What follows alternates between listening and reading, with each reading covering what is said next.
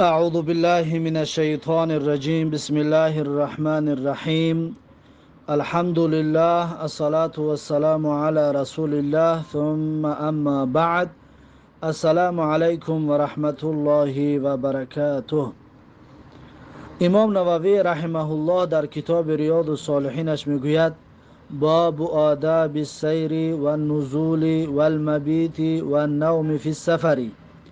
یعنی که باب درباره آداب سیر کردن، یعنی حرکت کردن در وقت سفر، و نزول باب همچنین درباره توقف کردن، یعنی فرامدن جایی را برای دمگیری اختیار کردن در حالت سفر، و المبیت باب همچنین درباره آداب گذرانیدن شب چقدر گذرانیده شود، و نوم فی سفر و همچنین باب درباره آداب خواب کردن در سفر، و استحباب السرى و الرفق و بالدواب و مراعات مصلحتها و امر من قصر في حقها و جواز الارداف على الدابة اذا كانت تطيق ذلك.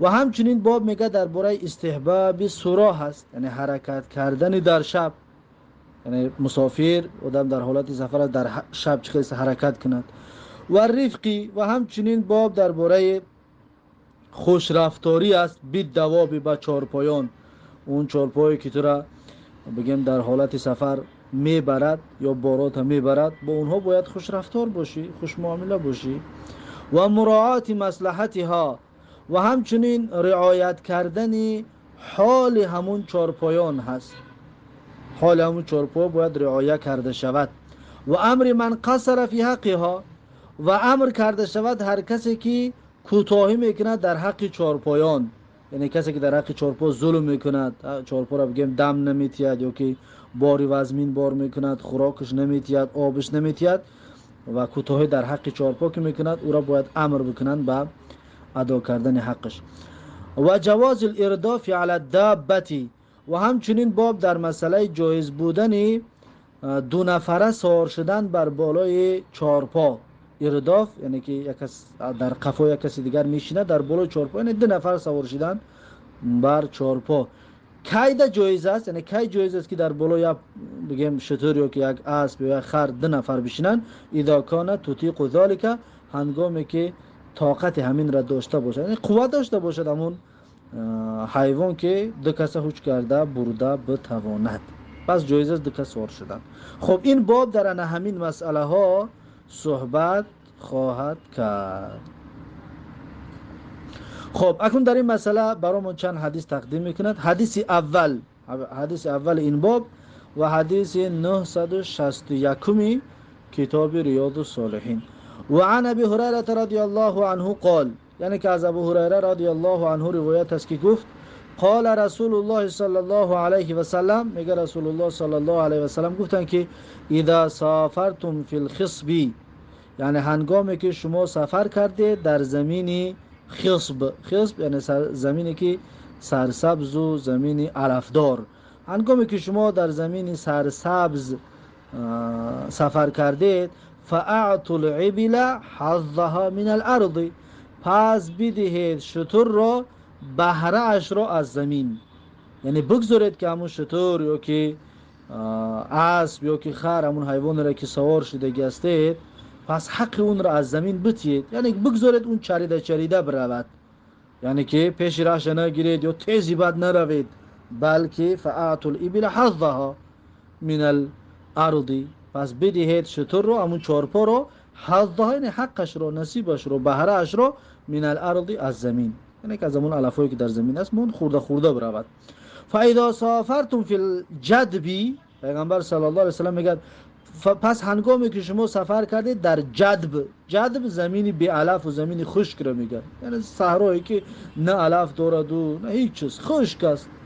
وقتی که میگه در اون طور زمین سفر کردید، فاسرعوا علیها السیر، پس سرعت ببخشید بر همون حیوان سیر را، یعنی که همون حیوان را تیز برانید، تیز حیکنید، تیز بروید تا اینکه همین زمینی خشکی را به آخر برساند. یعنی زمینی در برود که علف بیواد بخورد، زودتر همین زمینی به علف را ترک بکنید، یعنی تیز ده بگذارید. و بادروا بها نقبها، و شروع بکنید یعنی استفاده برید از نقب همون زمین، یعنی که و بادروا بها نقبها یعنی که بگیم سرعت ببخشید به همون نقبش. یعنی مقصد از نقب یعنی که از نقبش یعنی درون استخوان میشه چه مغز فهمو.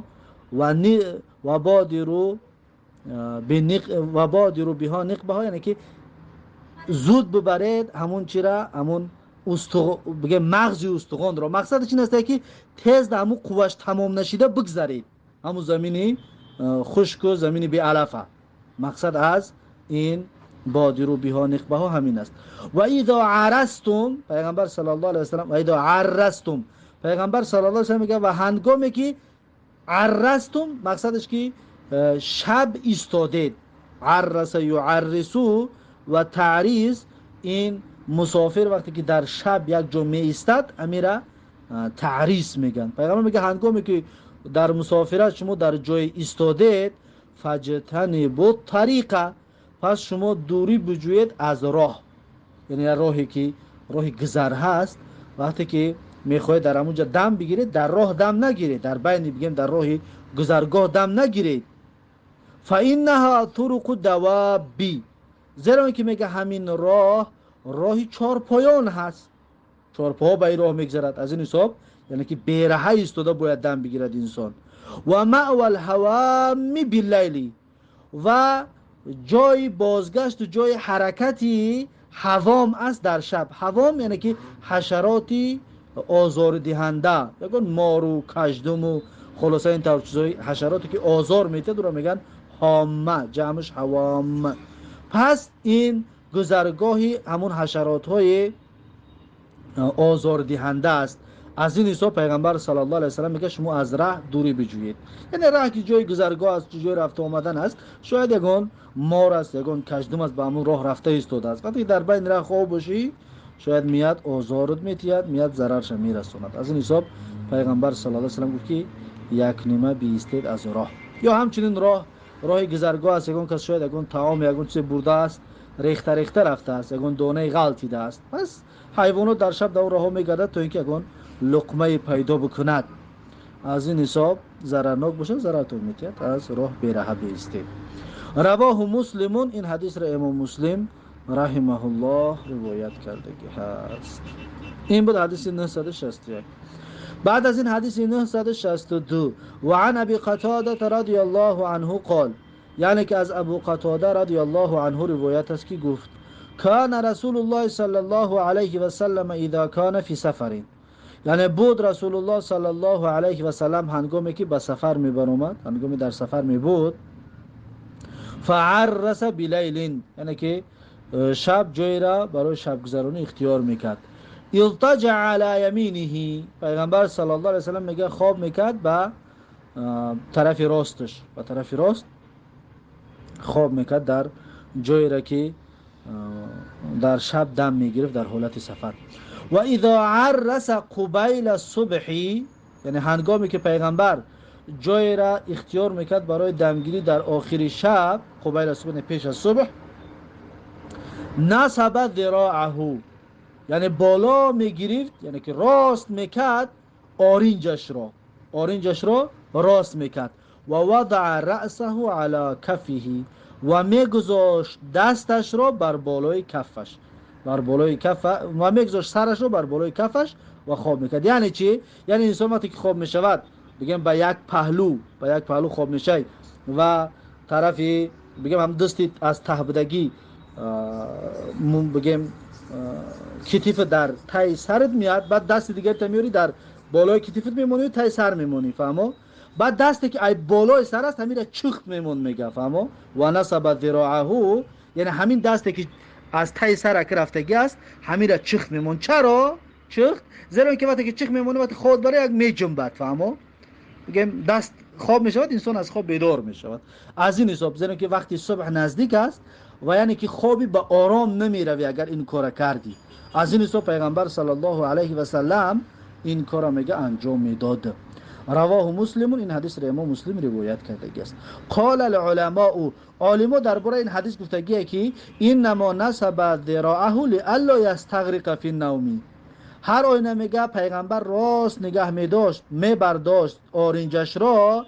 چرا این کار میکرد؟ لالا یستغرق فی النوم، تا اینکه فرو نرود در خواب، یعنی که غرق خواب نشود، خواب عمیقش نبرد. فتفوت صلات الصبح عن وقتها، پس فوت شود بگذرد نماز صبح از وقتش، یعنی خواب برد که بخیزن که آفتاب برآمده است. او عن اول وقتها، یا که فوت شود نماز صبح از اول وقتش، یعنی بخیزن که حرکت صبح بر وقت دمیدگی است و نزدیکی آفتاب برآمدن است که آخر وقت نماز صبح است. تا اینکه این کار نشود، گفته پیغمبر صلی الله علیه و سلم این کارو در سفر انجام، یعنی خوابی براحت نمی رفت تا اینکه نماز فوت نشود. خب این قول علما درباره این حدیث. بعد از این حدیث 963 و عن انس رضی الله عنه قال، یعنی که از انس رضی الله عنه روایت است که گفت قال رسول الله صلی الله علیه و سلم، میگه پیغمبر صلی الله علیه و سلم فرمودن علیکم بالدلجتی، یعنی که شما لازم بگیرید دلجه رو. دلجه یعنی چی؟ یعنی حرکت کردن در شب رو دلجه میگن. یعنی شما وقتی مسافر هستید در شب حرکت کنید، در شب شما حرکت کنید، در شب سفرتون دوام بدید. چرا در شب سفر کنیم؟ میگه فإن الارض تطوى باللیل، پس هر اینه میگه زمین تطوى باللیل، یعنی که به هم میپیچد در شب. وقتی شب میشه زمین به هم میپیچد، یعنی که مسافه طولانی را شما میتونید در شب طی بکنید. در شب شما میتوانید که مسافه طولانی بروید، میگه زمین به هم میپیچد، زمین به هم میپیچد، شما میتوانید مسافه طولانی سفر بکنید. مقصد از پیچیدن یعنی پیچیدن واقعی و حقیقی نیست که زمین واقعا مسافهش کم شود. شارح ها میگویند که مقصد از فإن الارض تطوى باللیل این است که یعنی شب سلخین است، شب آرام است، شب انسان میتواند که مسافه طولانی را طی بکند در شب. از این حساب به مثل اینه که گویا که زمین پیچیده است که انسان مسافه طولانی را سفر کرده، یعنی در شب آنقدر سفری که میکنی در روز اون سفر کرده نمیتونی. در روز گرمی ها است و بگیم و مشکلات روز خودش که هست، نمیتونی اونقدر سفر طولانی بکنی. به هر صورت در سفر شب سفر کردن خوب است که انسان زود به مقصدش میرسد. رواه ابو داود به اسناد حسن، این حدیث را ابو داود رحمه الله به اسناد حسن روایت کرده است. بعد از این حدیث 964، در حدیث 964 میگه و عن ابی ثعلبة الخشنی رضی الله عنه قال، یعنی که از ابو ثعلبه خشنی رضی الله عنه روایت است که گفت كان النبي صلى الله عليه وسلم كان الناس اذا نزلوا منزلا تفرقوا في الشعاب والاودية، میگه بود مردم اذا نزلوا منزلا، هنگامی که یک جای را اختیار میکردن برای دمگیری در حالت سفر، در حالت سفر اجرا بگیم برای دمگیری اختیار میکردن، تفرقوا في الشعاب والاودية، پس میگه جدا میشدن در راه ها، در بگیم وقتی تا یگان کوه ده میستودن در راه ها، بگیم کوه ده میرفتن یگان بخود میستودن، ولی اودیت یگان جای چقری ده بگیم میرفتن، یگان جای سالقینی ده جا میگرفتن، یعنی تفرقو از یکدیگر جدا میشدن. وقتی سفر ده میرفتن یا جدا میستودن، هر کس هر طرق ده بگیم رفته جا میگرفت، اما هر کس هر جا را میرفت اختیار میکرد و جدا جدا پراکنده میشدن.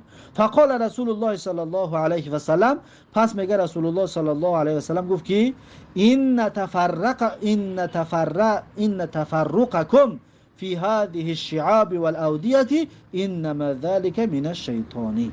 پیغمبر گفت هر آینه پراکنده شدن شما در همین راههای بین کوها و در وادی‌ها و چقری‌ها، انما ذلك من الشیطان، هر آینه گفت این از وسوسه شیطان است. یعنی شیطان شما را وسوسه میکند که از یکدیگر دور باشید، از یکدیگر دوره بجوید و هر کس جدا جدا هر جور برا باید اختیار کنند. این یعنی که این کاری خوب نیست، این وسوسه شیطان است. فلم ینزلوا بعد ذلك منزلا، پس میگه نه ایستادن بعد از اون در یگان جای، هر جایی که میگه وقتی میرفتن اختیار میکردن، الا ضم بعضهم الى بعض، مگر اینکه بگیم جمع میشیدن بعضیشون با بعضیشون، یعنی که بگیم سرجم میشیدن، دیگر جدا جدا پراکنده نمیشدن، دیگر جدا جدا و پراکنده نمیشدن، زیرا که این فهمیدن که جدا جدا و پراکنده شدن این کار خوب نبوده است، بلکه این وسوسه شیطانی بوده است. خب این بود حدیث 964. رواه ابو داوود به اسناد حسن، این حدیث را ابو داوود با اسناد حسن روایت کردگی هست. بعد از این حدیث 965،